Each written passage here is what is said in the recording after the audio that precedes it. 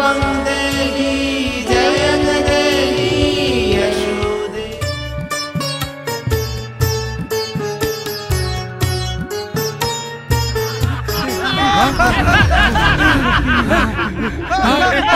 মৃত্যু ভয় জয় করতে চাই আমি, অমরত্ব প্রাপ্তিতেই একমাত্র দৃষ্টি আমার।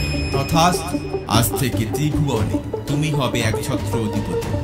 হে প্রভু, আমাদেরকে বাঁচান, রক্ষা করুন প্রভু, আমাদের সবাইকে রক্ষা করুন। উপায় অবশ্যই আছে, ঋষিবর কাত্যায়ন মুনির শরণাপন্ন হতে হবে। নারায়ণ নারায়ণ। সে জগতের সমস্ত পুরুষের দ্বারা অবদ্ধ ঠিকই, কিন্তু স্ত্রী শক্তির দ্বারা তার বধ নিশ্চিত। ব্রহ্মা বিষ্ণু মহেশ্বরে সেই ত্রিদেব এবং বাকি দেবগণের অন্তর্নিহিত তেজ এবং তাদের অদম্য ইচ্ছা শক্তির তীব্র প্রভাবে অবশেষে সৃষ্টি হল সেই পরমাশক্তির স্বরূপা দেবী মহামায়া।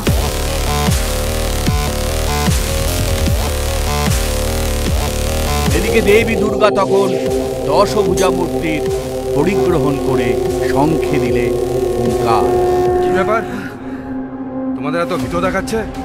দেবতারা এতদিন ধরে যে স্ত্রী শক্তির পূজা করেছিলেন, সেই স্ত্রী রূপকে আমরা কিছুক্ষণ আগে চাক্ষুষ করে আসলাম। স্ত্রী শক্তি মানে অবলা নারী?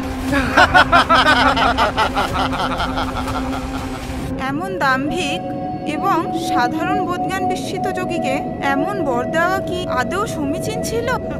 মহিষাসুরের তরফে দুই ভ্রাতা শুম্ভ এবং নিশুম্ভ যুদ্ধ করতে এলেন মহামায়ার সাথে।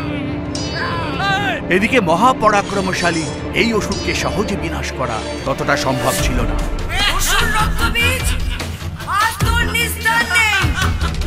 আমি সেই নারী, আমি সেই স্ত্রী শক্তি যার দ্বারাই তোমার মৃত্যু হবে।